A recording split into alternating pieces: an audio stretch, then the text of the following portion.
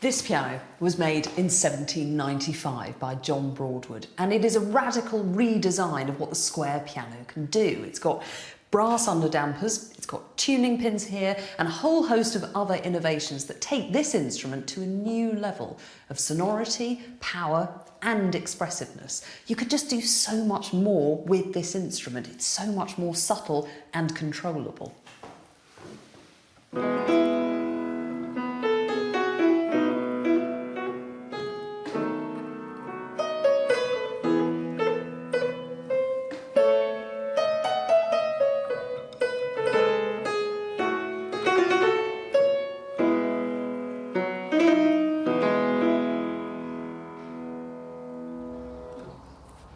This family business has supplied keyboards to every British monarch since George II, and they're the world's oldest surviving piano company. As an 18th century lady, if I bought myself a Broadwood, what was it that I was getting? Well, you'd be getting, I suppose the expression, what we'd say these days, good value for money. You'd be getting quite a simple instrument, a basic instrument with no frills, but very well made, very well engineered, and very dependable. Because one of the problems with the very earliest squares is that they never stayed in tune. You had to have the tune around every week, which was, of course, very expensive and tedious. So by developing a square piano that was much more robust and dependable, then Broadwood ultimately made his fortune from that. In the 1770s, Broadwood starts to see the future, and he starts making pianos in harpsichord cases. What was it that he saw, that he sensed was in the air?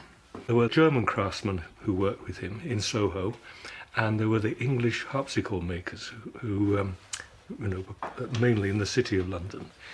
And what Broadwood did, by bringing them together, he turned the harpsichord into the grand piano simply by changing the interior.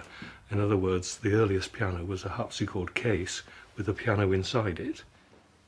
By the end of the century, John Broadwood is making pianos that look like this, so pretty similar to the kind of pianos we might recognise today.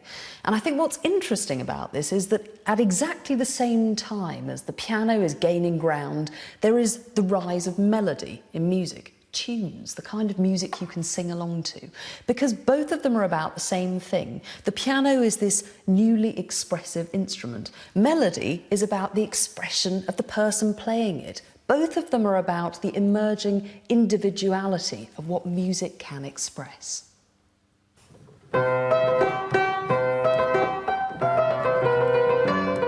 With instruments like the piano being eagerly snapped up, with the rise of public concerts, fashionable venues, advertisers and star performers, Britain had become the epicentre of the musical world.